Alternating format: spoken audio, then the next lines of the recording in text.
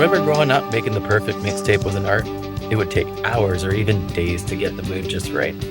It's an art that's nearly been lost in today's drag and drop digital playlist world.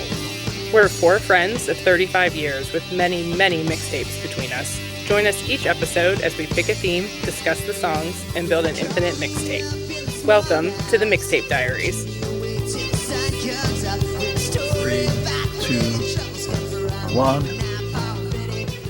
Back in as much of a hurry as our editing platform will allow are your four horsemen of the Mixpocalypse. And of course, I mean Bob, Carla, Mark, and your humble servant, Brad.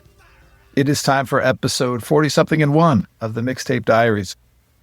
Many earthly delights and curiosities await you on the far side of these doors. Step on in, wipe your shoes on the mat. Bob's standing by to take your coat, Carla your umbrella, and Mark will take your pants. Don't ask questions, it's just something he does. Honestly, you should have worn a hat. That's today's bit. How are we doing today, guys? You're killing me, man. You're killing me. I'm pantless. No, there you go. Just don't stand up. Again, the other three of us are sitting here. Our faces are turning bright red because we're all trying not to explode during that introduction. It was brilliant. With anger? No. With embarrassment? Don't look back in anger. I'm not looking back in anger. All right, good. Oh, we're foreshadowing again. A little I'm foreshadowing. applying myself Yeah. in the new year. Wow. Yeah. Well, hey, gang. Hey. Hello again. I think we're still all in shock by that intro. Again, I'm speechless. Maybe. Should I just A little gobsmacked. should I roll into announcements? Roll it, Carla. Roll it. Let's keep it going. Thank you, everyone, for listening. If you could please take a minute to give us a rating, give us a review, share this podcast with all of your friends. We would greatly appreciate it every time you do that. It helps us push this podcast out to more and more people. And that's what we'd like to have happen. We're pretty active online these days. You can find us on Instagram at the Mixtape Diaries podcast. We have a Substack where we're posting additional playlists, kind of mini playlists and different content. You can find that at the Mixtape Diaries podcast. Drop us an email. Our email is themixtapediariespodcast@gmail.com. And we talk about all these songs and we put them in a playlist that is probably pretty close to 20 hours at this point. And you can find that on Apple Music and on Spotify. And I'll link all these things in the show notes. This is a special episode today. What are we talking about? So excited about this episode. This episode's going to be a little unique for us. Usually we're just talking about some of our favorite songs. But the other three of you had the opportunity this summer to see probably arguably one of our favorite bands, if not favorite bands, Oasis. So not only did you get to see them once, but you went and saw them multiple times on multiple continents. And so today we're going to chat a little bit about your experiences of getting to see a band that probably was never going to play live again ever in the history of the world. And somehow the stars aligned and brought the brothers Gallagher back together. And boy, did they ever not disappoint. We just felt like as a general group, just talking about Oasis Live 2025 would be ridiculous not to share some quick experience of that. And having you shepherd us through those memories a little bit would be really great. What a unique experience from getting the codes to even attempt to buy the tickets, and what that experience was like for all of us at Mission Central. As Newell said, a group of us, there were two separate groups. There was an Oasis London group and an Oasis LA group, and that culminated into about, 10 to 15 of us in each of those respective groups. And we pilgrimaged to both Wembley this summer in August to see them, and then later in September at the Rose Bowls. I think one of my fondest, earliest memories was just getting the tickets and the excitement and the adrenaline rush of that. Just getting the tickets alone was insane. Particularly the London ones, because I got a presale code. Was I the only one that had the presale? I can't remember. Yeah, I think that's right. And that was a whole issue because I had a credit card thing and I had better seats to start with. I kept getting kicked out. It was a whole thing. And then I finally got them. That was a whole thing globally. That was a headline in the news, not just like in music news. It was a big deal that the ticket sales for these concerts had crashed entire Internet industries breaks in Britain. That the ticketing systems couldn't handle it. Credit card systems couldn't handle it. The banking industry couldn't figure out what was going on. And then, the promotion of it got messy. And then there was whole issues of pulling tickets back and then reissuing them and trying to figure out if bots were buying tickets or if humans were buying tickets. Like prices inflating while the on sale was happening. I don't know if that was accurate or not, but that was getting reported. Yeah. I was in Utah. I was up at 2 a.m, I think, in Utah, which meant Mark was up at 1 a.m. in California. And Carly, you were up at 3 a.m. Mm-hmm. Yeah. And I think we were advantaged. It was far from seamless for us, but we had the advantage of not being in England, right? Mm-hmm. Where like the internet was exploding. And so we were dialing in from these IP addresses outside the country. And I feel like there was at least a couple times talking to, I think it was your friend, Mark, who, Ian, right, who works at Patagonia. It was like, how'd you get tickets in England? Because we weren't in England. I think so. I think it's exactly what happened. But gosh, I just can remember that being up, like we all set our alarms. And Carla's right. She was the only pre-sale beneficiary. So she had gone through the purchase. And so she was on again, but really coaching us. I was trying to get a different date. But at the same time, coaching us on what to expect and how to navigate. Which is, hey, make sure you're on the UK Ticketmaster, not the US Ticketmaster. Make sure you do this. Set of contingencies.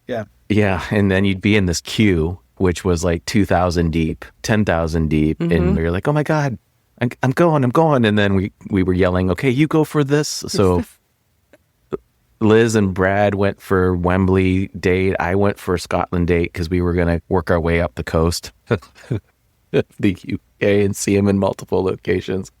Which ultimately we ended up just seeing them in Wembley. And then I feel like the Rose Bowl securing of the tickets was a lot less dramatic. Although we got pre-sale for LA, right? We did. All of us did.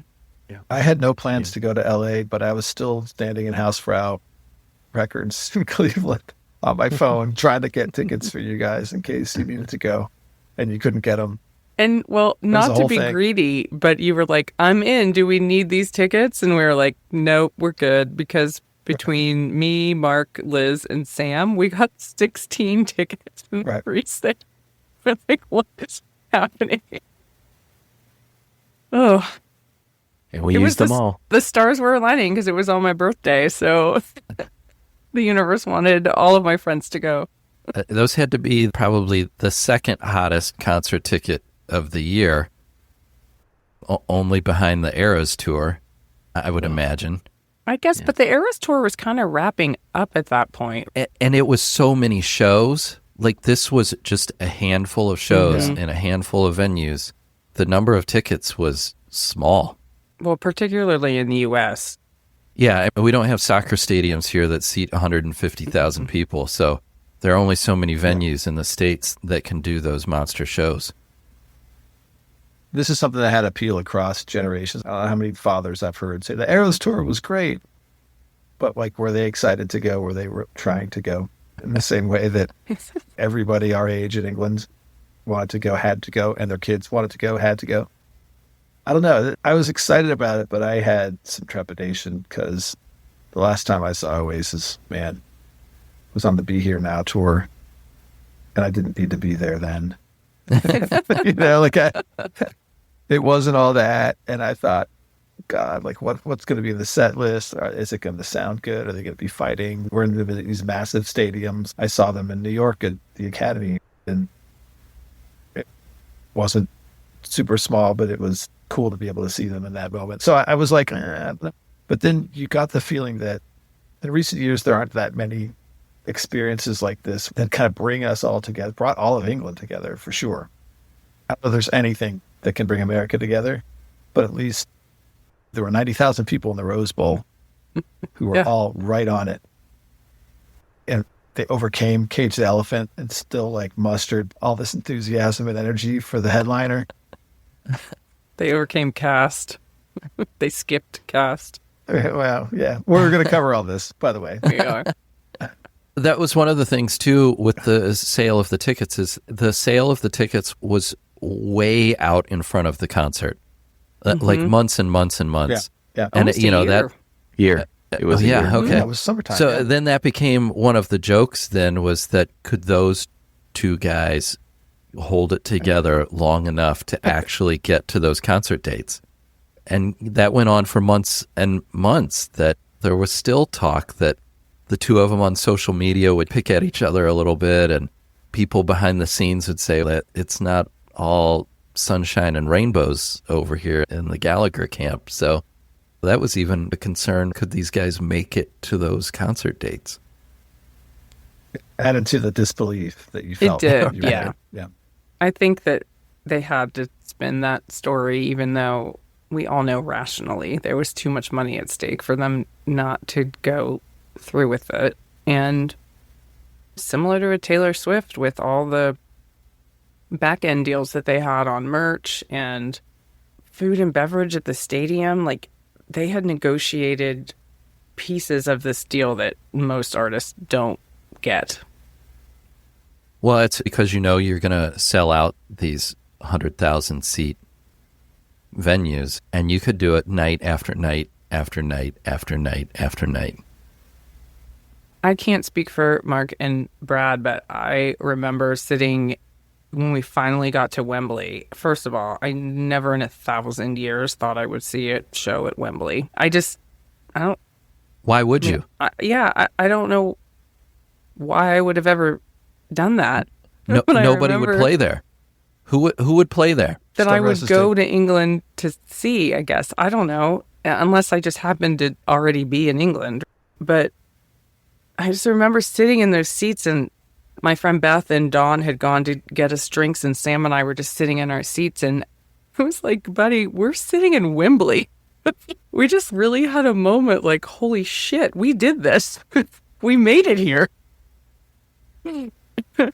I think the magnitude of and size of playing in a Wembley, to me, I think back, is it Farm Aid? Is it Queen and U2? Live Aid.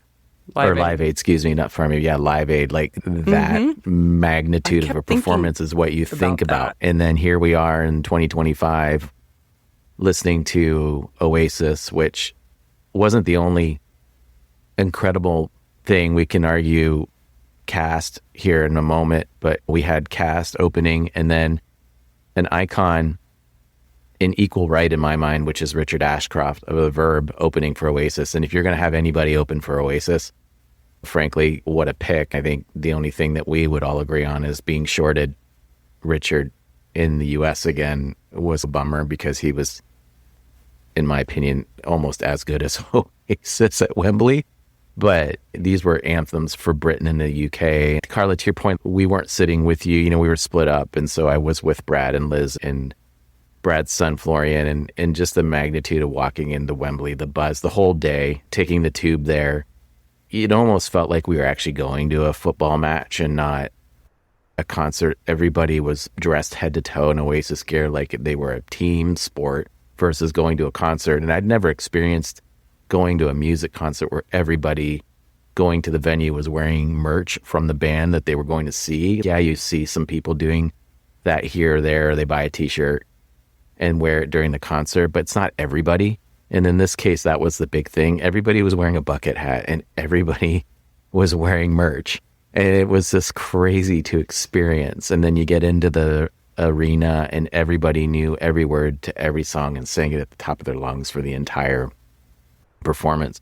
And that really went for Richard and for Oasis, maybe Cast a little less, but I don't want to short Cast because they were fantastic, and Brad and I are on an island when it comes to our enjoyment of them. Castaway. But fair to say that they did not fill the arena sound-wise like Richard and obviously the lads did. So We wore bucket hats in high school.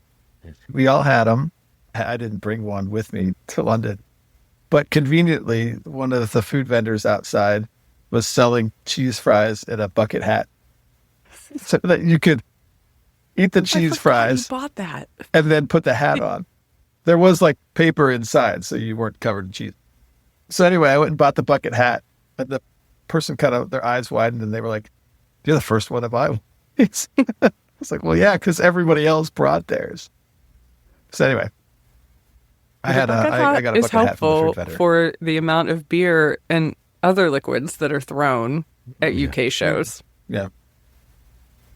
That's true. True that. Thankfully, it wasn't too bad, although we definitely got hit with some beer, but that was why I said no GA for Wembley, GA guys. for Wembley, No yep. GA. I've been through this before. No GAs.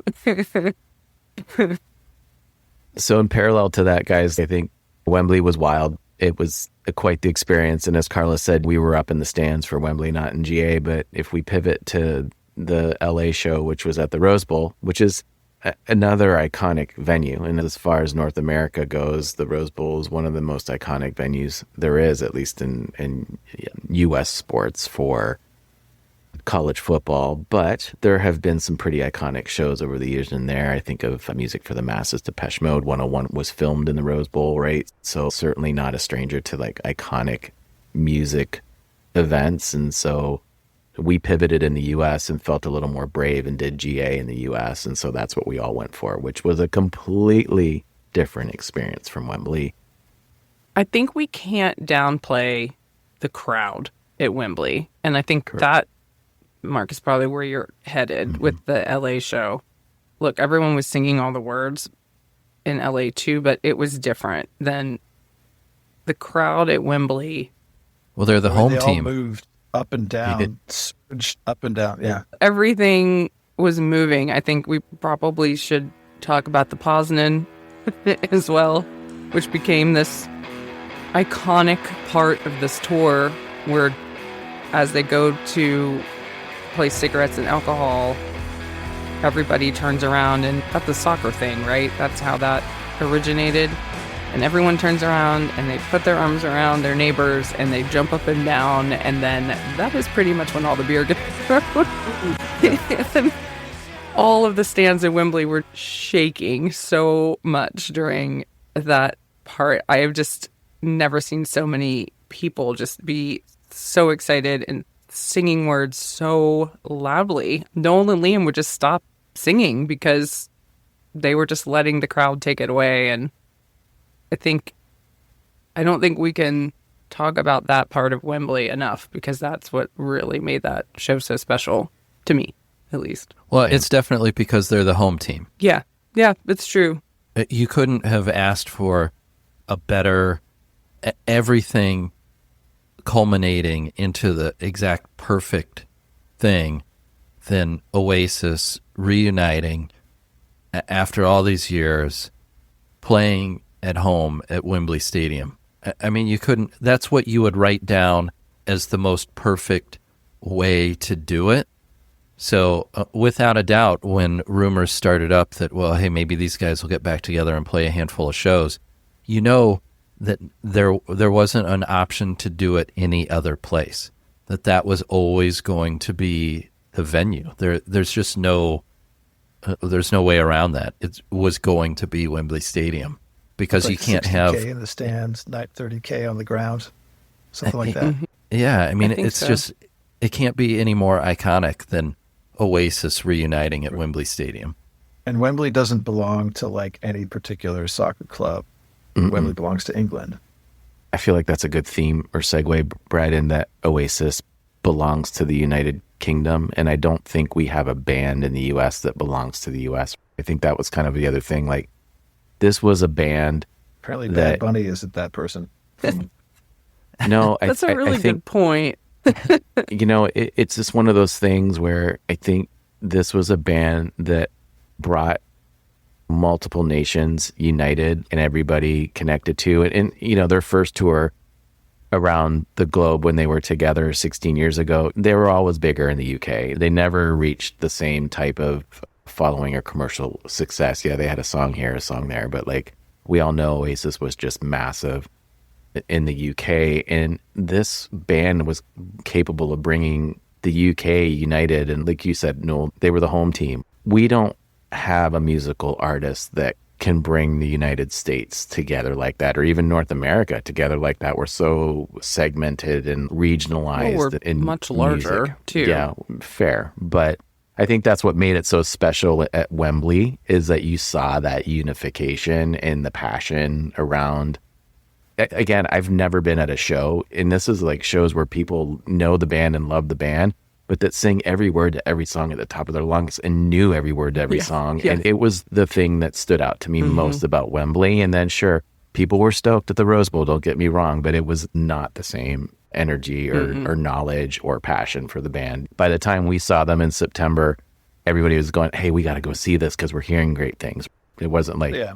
The story of the Rose Bowl was Billie Eilish was there, Leo DiCaprio was there, Paul McCartney was there.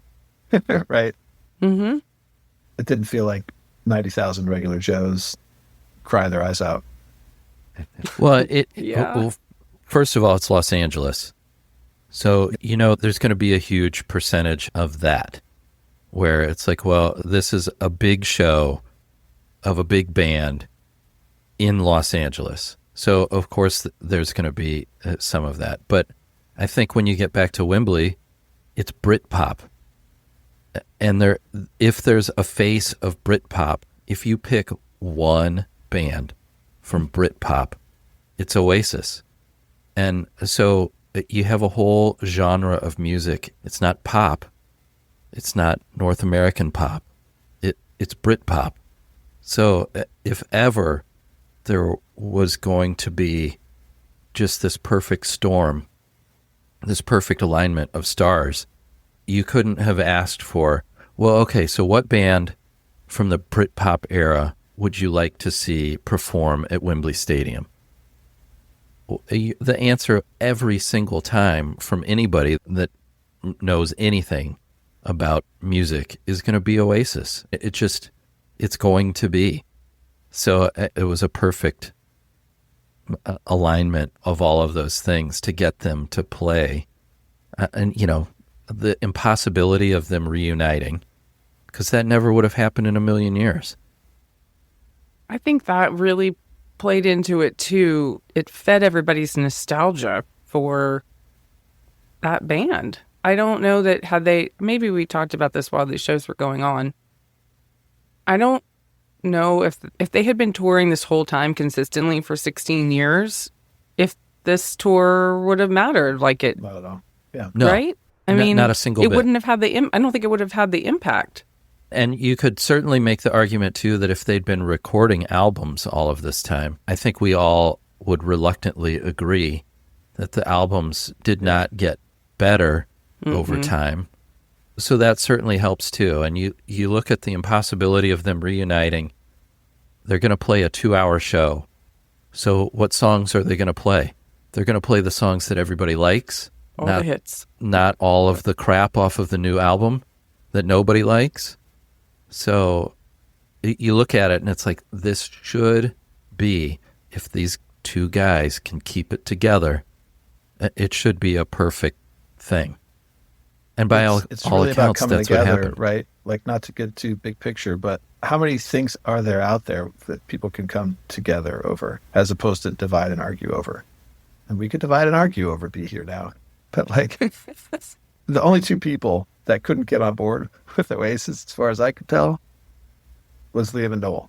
And, and if they can figure their shit out and they can get past it, I don't know. In this day and age, that means something. There are people out there that don't like Oasis. Fine. I feel like if I'm going to a show, it's some niche thing that people who like the Jesus and Mary Chain go see the Jesus and Mary Chain, right? This felt bigger. This felt like reaching across something, and that was cool.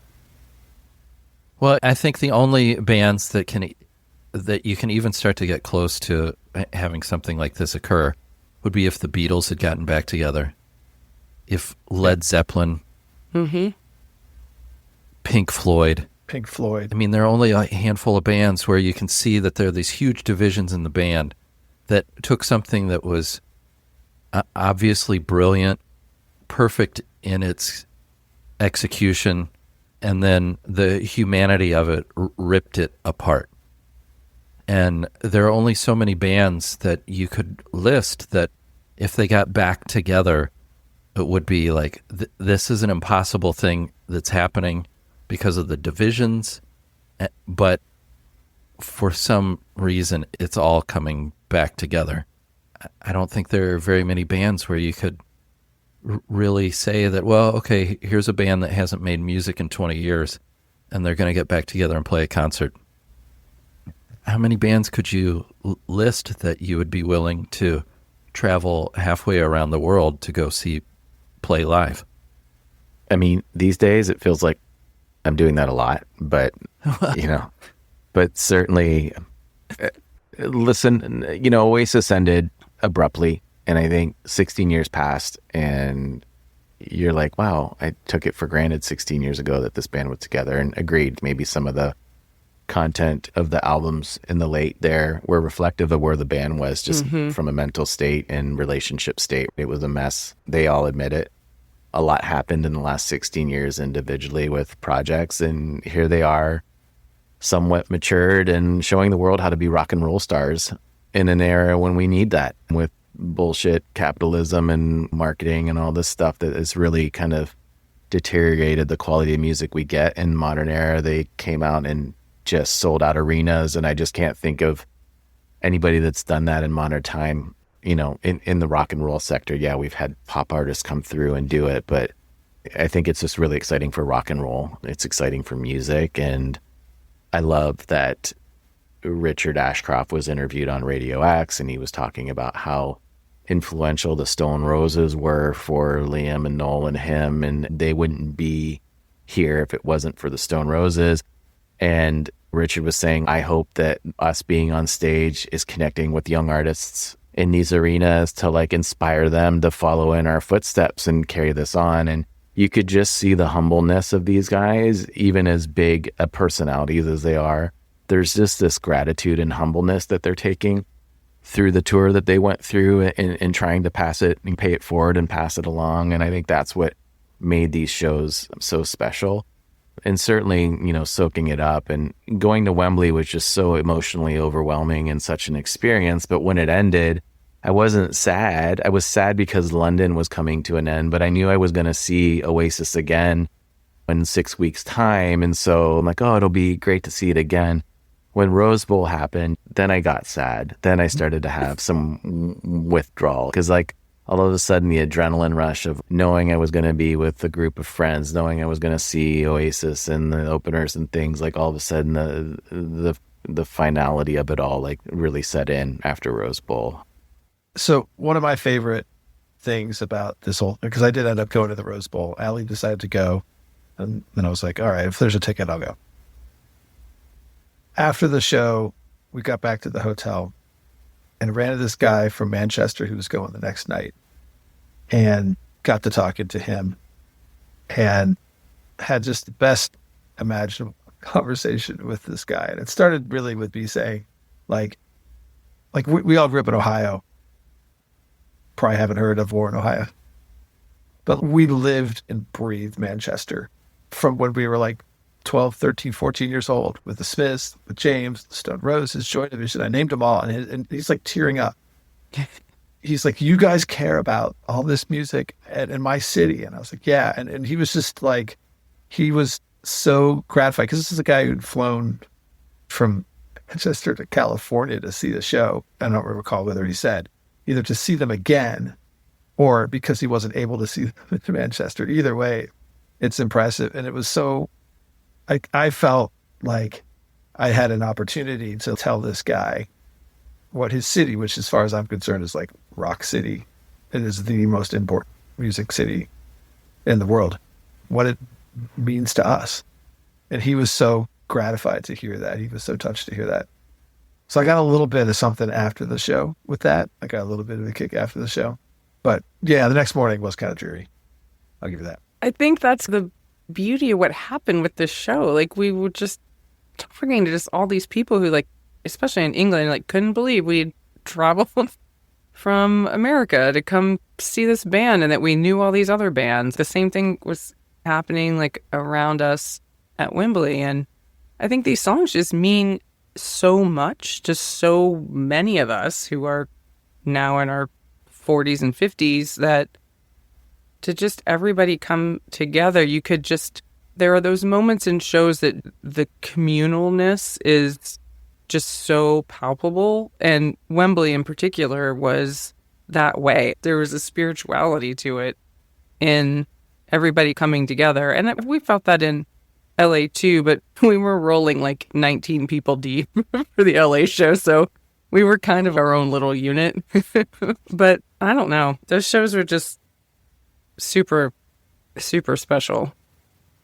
But they're also mindful of their audience and our age, right? Mm-hmm. So they put Cast No Shadow into the set list so we could all go to the bathroom in the middle. Because some of us can't hold it like we used to. Yeah. That was great. Don't agree, but I know, disagree. Yeah. For me, it's whatever. That was the best. Oh, really? Yeah. So you're like, whatever. Whatever. I'm like, I have 3 minutes and 12 seconds. Chop, chop.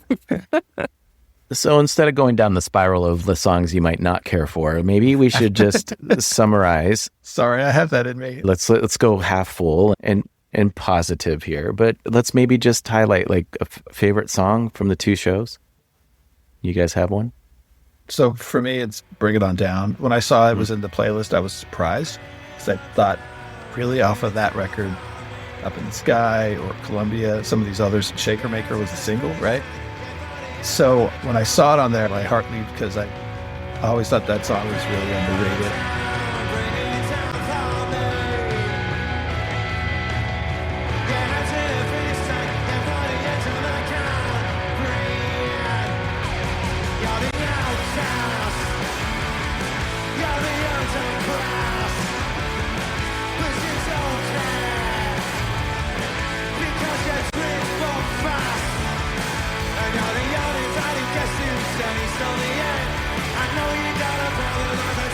I think I really like Oasis at their punkiest, when they're just four on the floor, loud, fast, and Liam is really delivering. He does that on Bring It On Down. He does it on Head Shrinker. And I was hoping we'd get one of those songs. Didn't think that we would. So, yeah, I was rocking out when that song came on. I love it. I remember.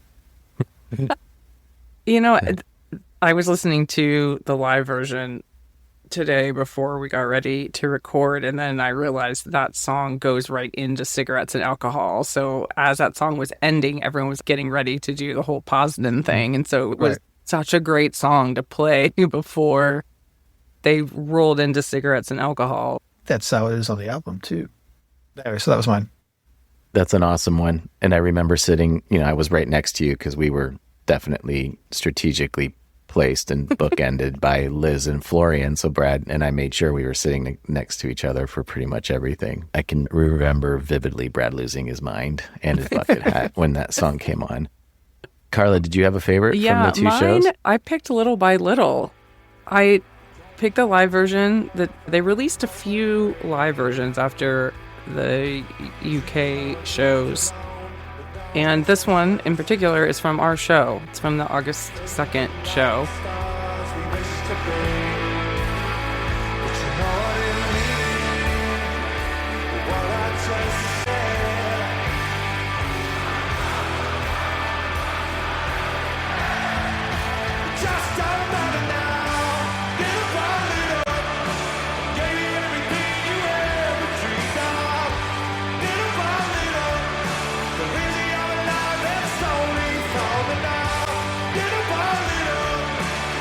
I think it's a song that I always liked, but it was kind of like a sleeper of a song for me. When they did that, Noel did a 3-song, it wasn't the acoustic set, I guess, right? Mm-hmm. Liam took a little break, and then Noel came out and played Talk Tonight, Half the World Away, and then Little by Little.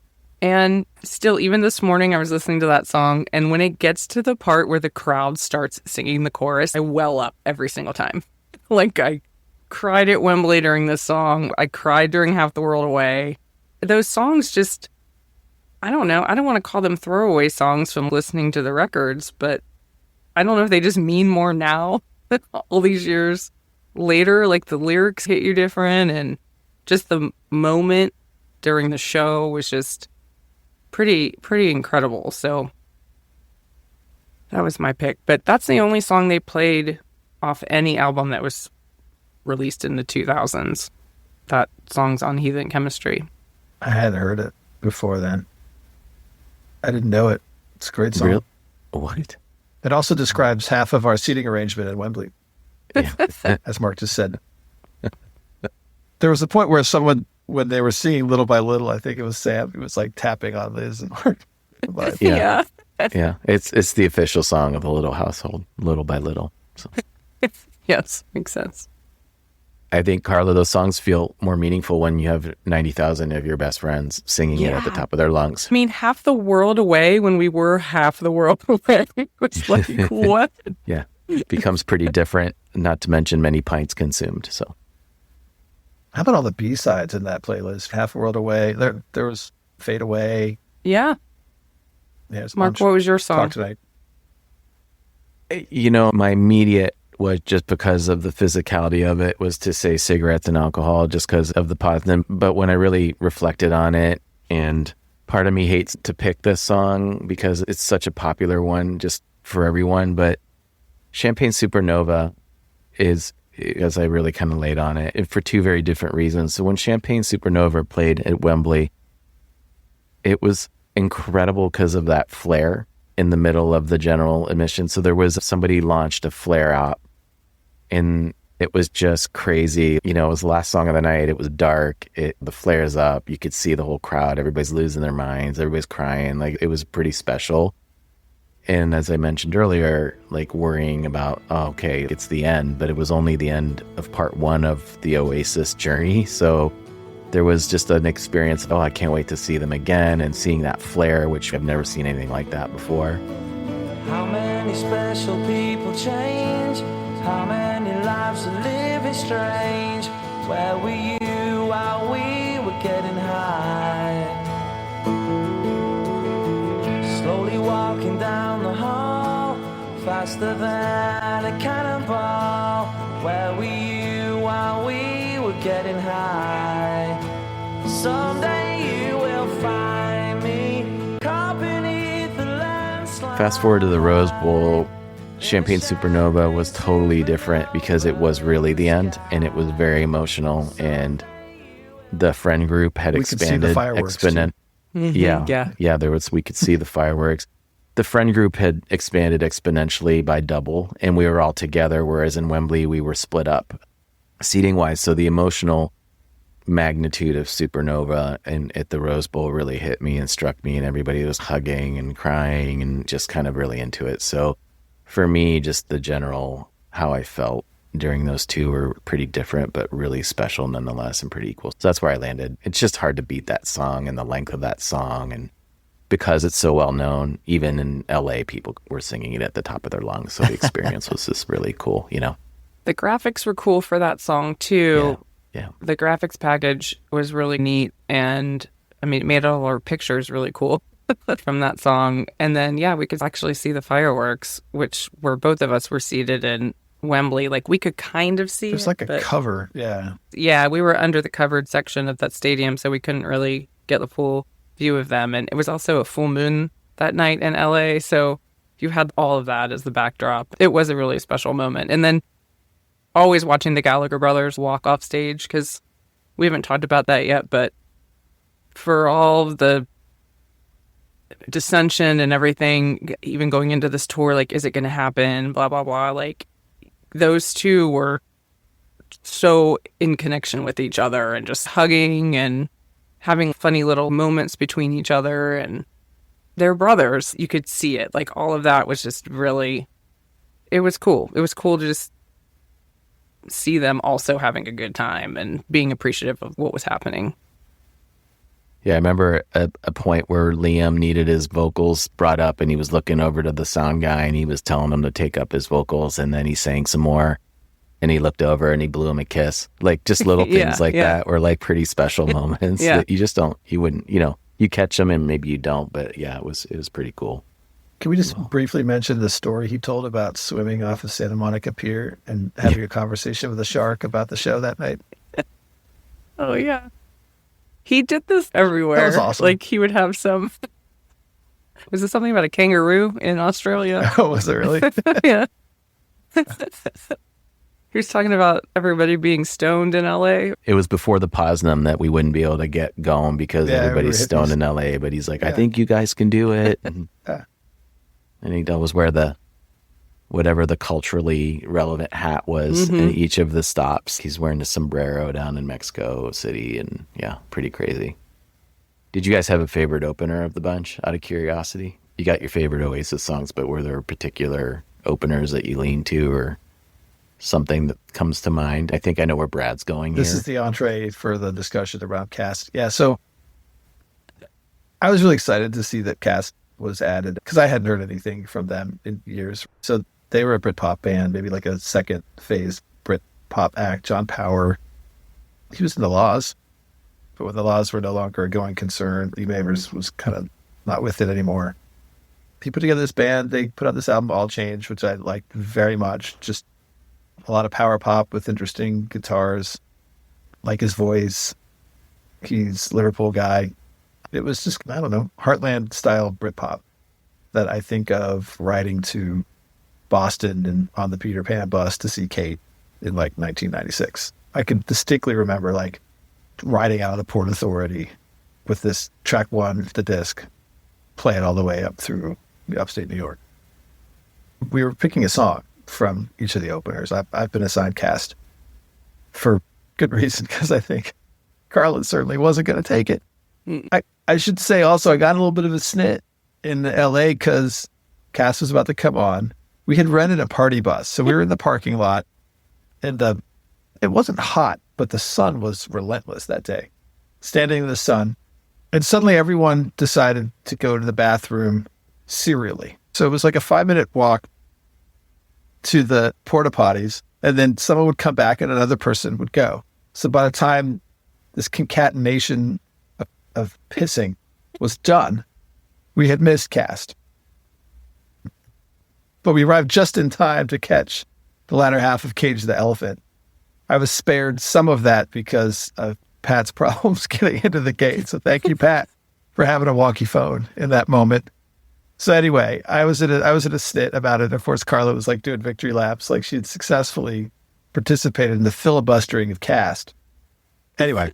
Hey, it was my birthday. I didn't care if I saw Cast. Yeah. I think you played the birthday card more than once. I really did. I for sure did.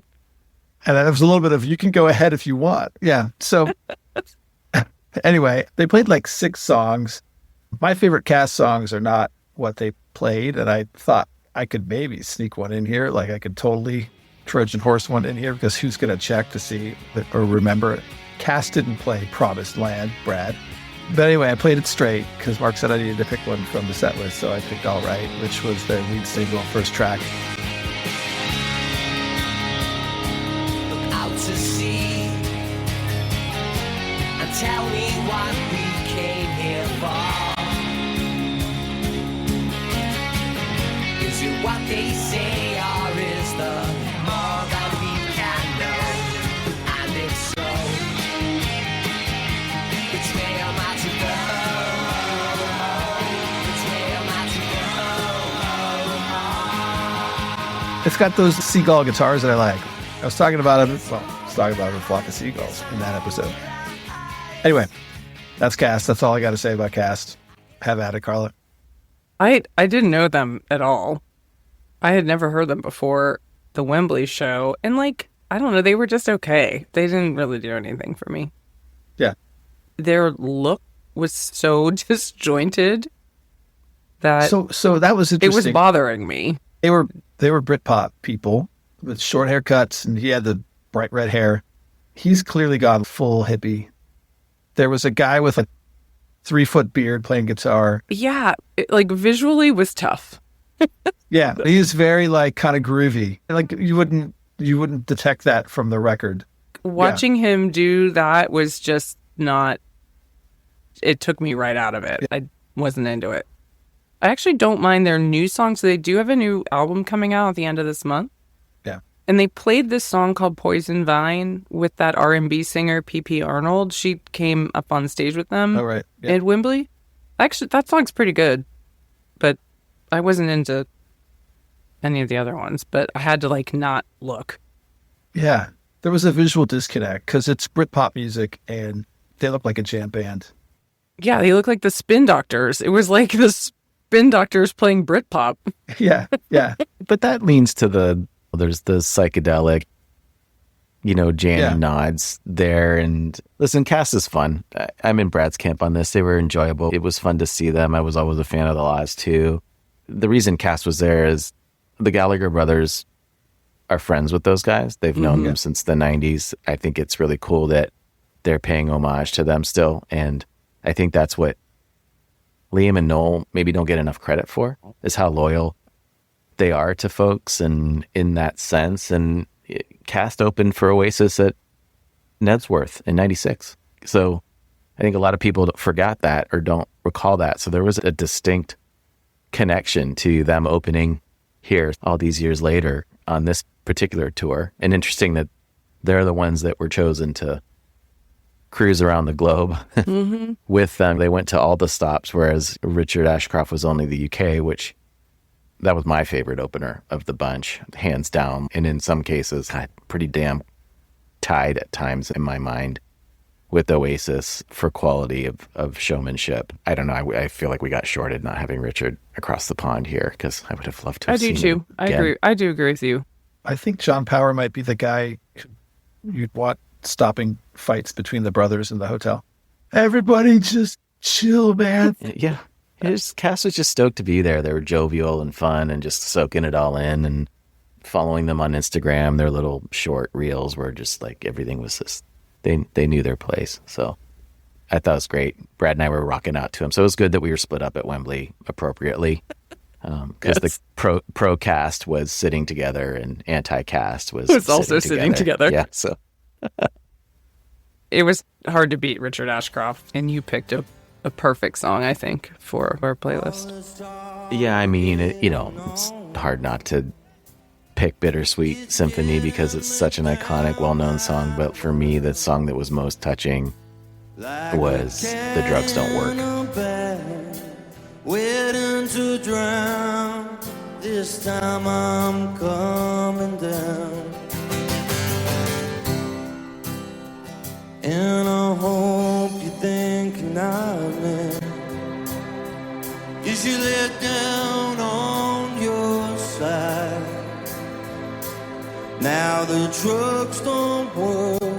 They just make you worse. But I know And it was a pretty emotional moment in the show as well, where he actually had dedicated that song to his mother's partner who had passed away just a few days prior to the Wembley show. So I was already overwhelmed with emotion, with experience, to be honest, of the week. The week was coming to an end. The show was halfway through. And man, he just struck a chord. It was just an emotional tribute to his mom's partner. And that song is just, one of those ones that you forget about.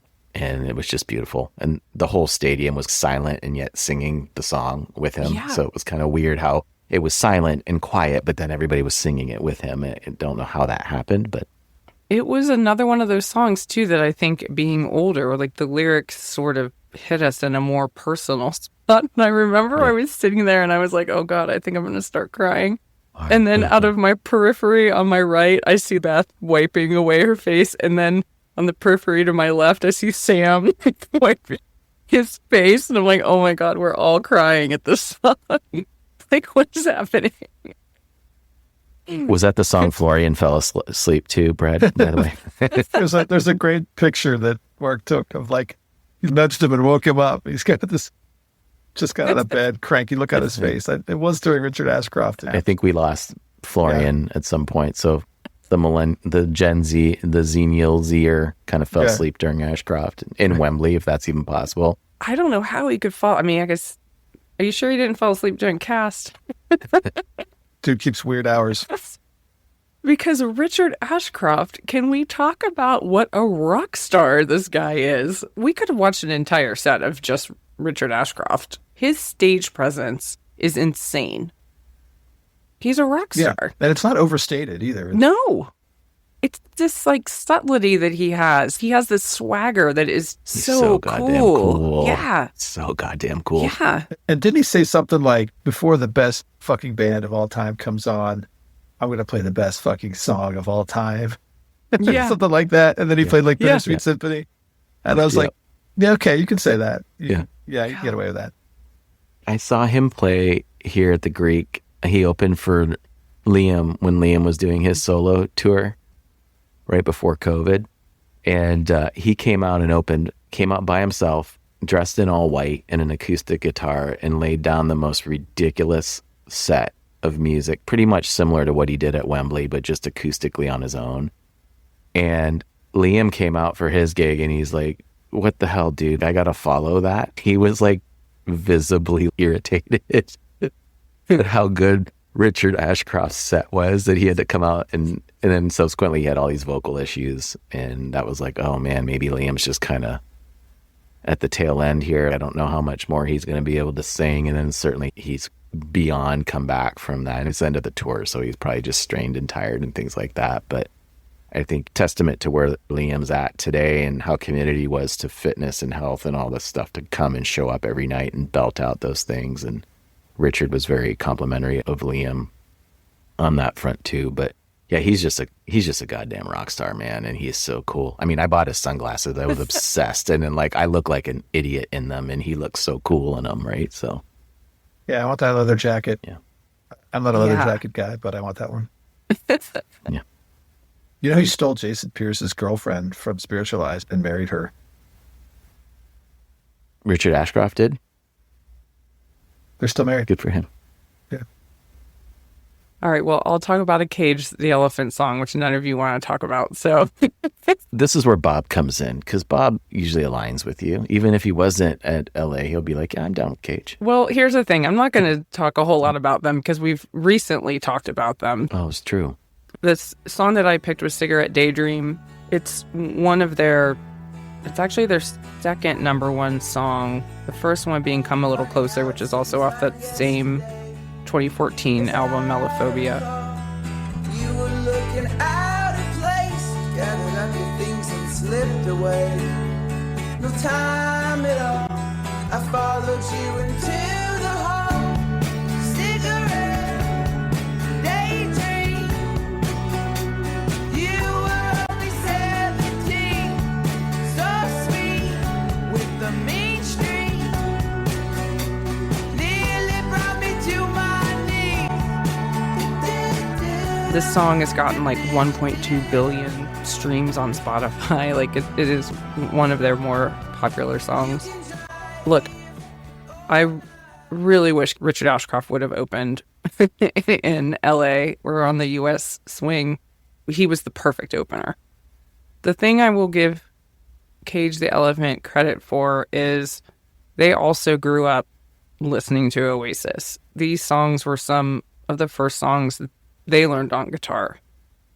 And they were pretty outspoken about that through the whole run of the tour and just how much it meant to them. Obviously, that's like a life-changing gig. I mean, they sell out arenas, but not 90,000 people there for Oasis, so it was exposing them probably to a different audience.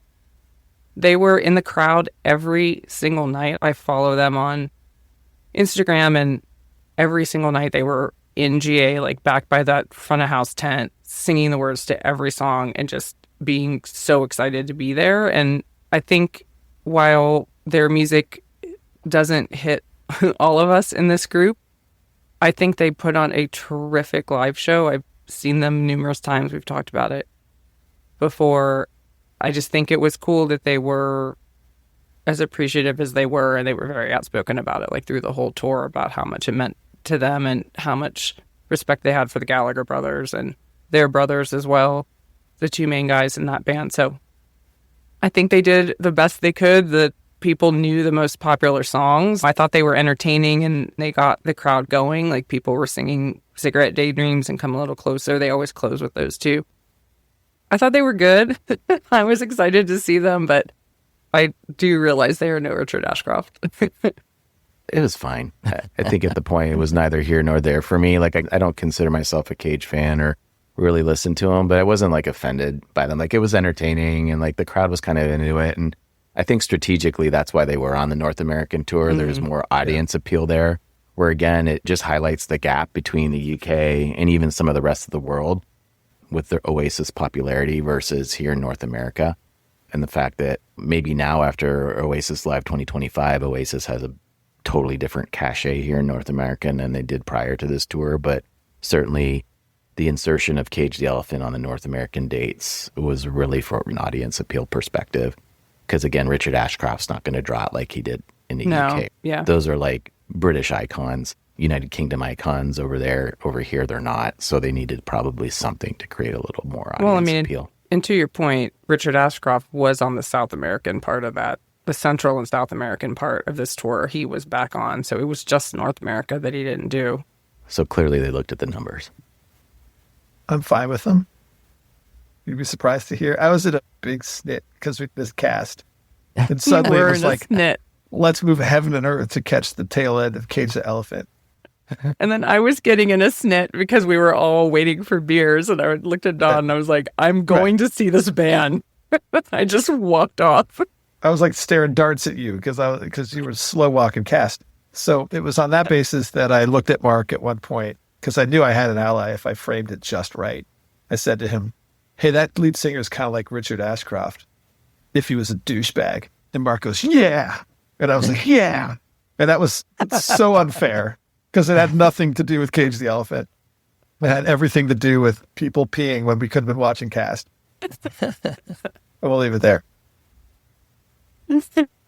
Oh. Because the song that you put on last time, I really liked.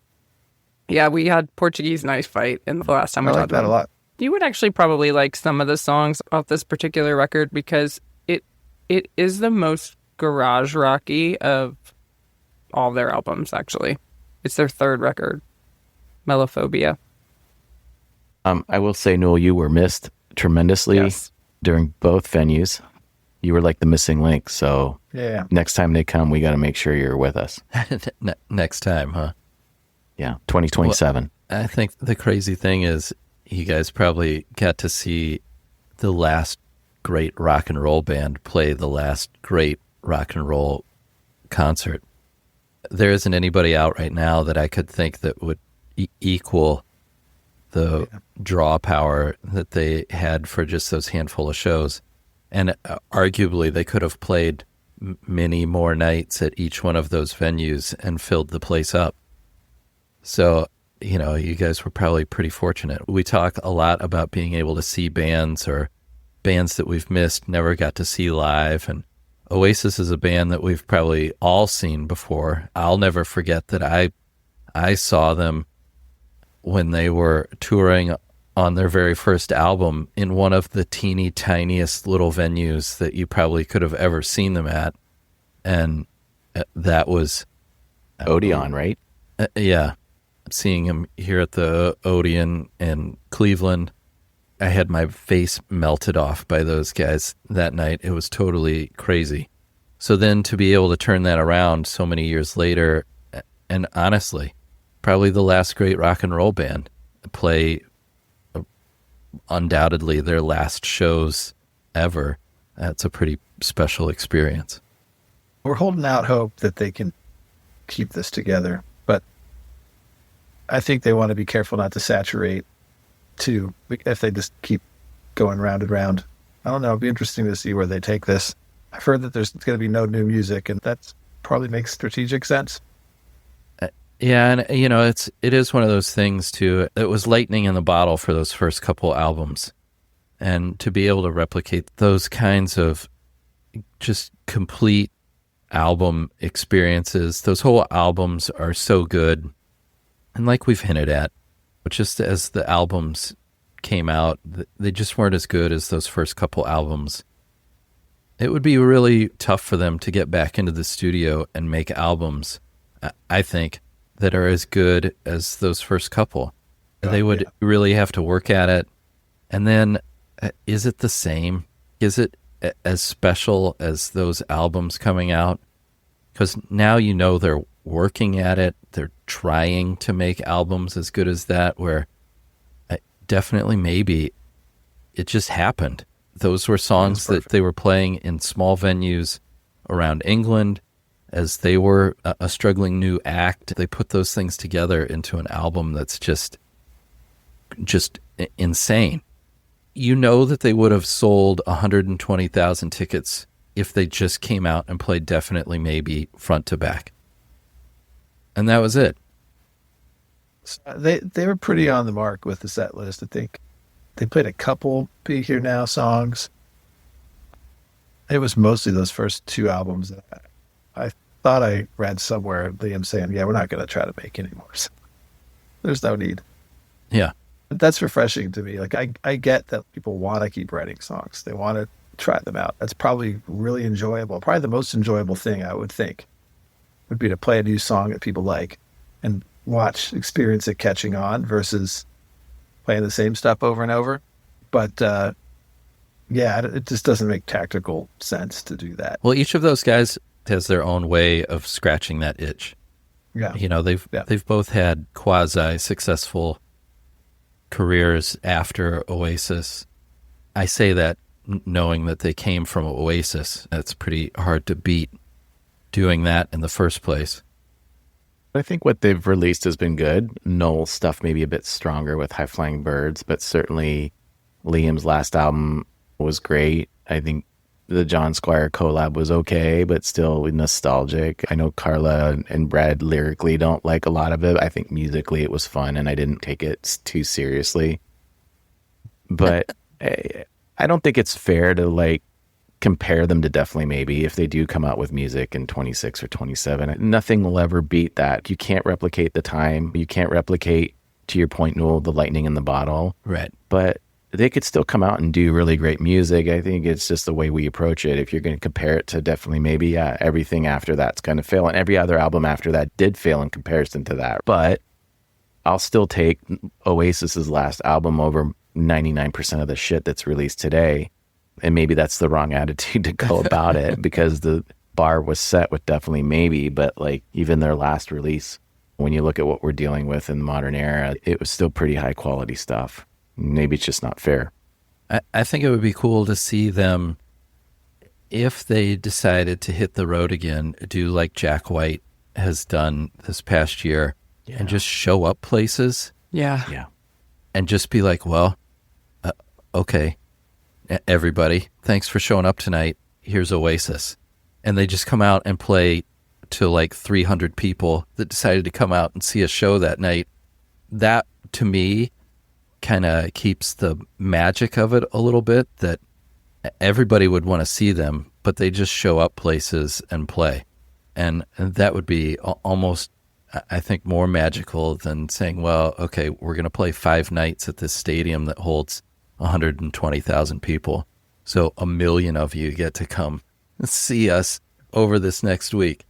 To me, that would make it a little more fun if they were able to hold it together enough to start to do things like that. I have to say, the sound was incredible. And I was concerned maybe about that in those large arenas because you tend to lose that personal experience of being in a smaller venue listening to a band like that. But I thought they sounded the best they'd ever sounded. Well, you certainly hope that if they're doing shows like that, they have really pulled together the best of the best to say, guys, we're only playing these. I mean, how many shows did they play in that whole tour? 20? Maybe, something like that, probably. Yeah. So, and then how many did they play at Wembley? 3? 9. Oh, was it that many? Mm-hmm. They did 9. So, you know that they were like, this has to be the best that this place has ever sounded.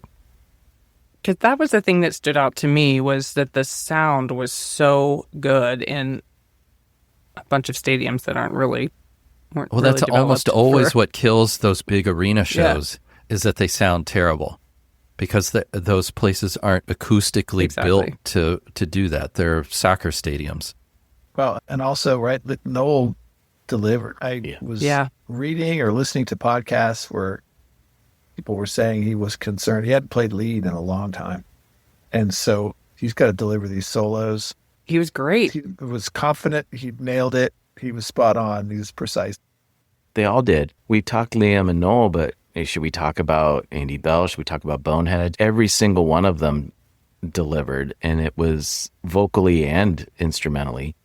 And I think when we saw them at the Rose Bowl, they sounded even tighter and better than even Wembley, because you could tell they'd been playing. I also wondered if that was where we were situated in Wembley versus we were on the floor at the Rose Bowl. So I don't know. Arguably, we were in a better spot for the Rose Bowl because we were in the front part of the GA. So, but they sounded incredible. Just really tight. Just like a tight band. It was definitely a humbling experience, and one that I will take to the grave with me as one of the top experiences of my Oasis musical Summer. life. We don't want it to ever end. Oasis vibes in the area. Mixtape diary vibes in the area. Well, it's awesome that you guys got to experience that. It truly is one of those once-in-a-lifetime kinds of things, to see a band that tore itself apart for who knows what kind of crazy reasons, but then to have it come back together and then put together a tour of the ages like that, and you guys get to see them in some epic venues. That's pretty incredible. So when you guys went and saw U2 at the Sphere, I didn't think you'd ever be able to beat that. But this clearly beats the pulp out of that. So, well, it was just different. I mean, that was special too, but this was this. I mean, U2 could come out tomorrow and say that they're going to play another world tour. Yeah. I mean, they really could do that. So, I mean, to be able to see Oasis play a tour, that was not on anybody's bingo card. It was not. That's true. That's a good point. So, all right, guys. Well, I'm glad we got to rehash this. Yeah. On to 2026 live music now. All right. Awesome. Until next time. We'll see you later. Bye. Lasagna.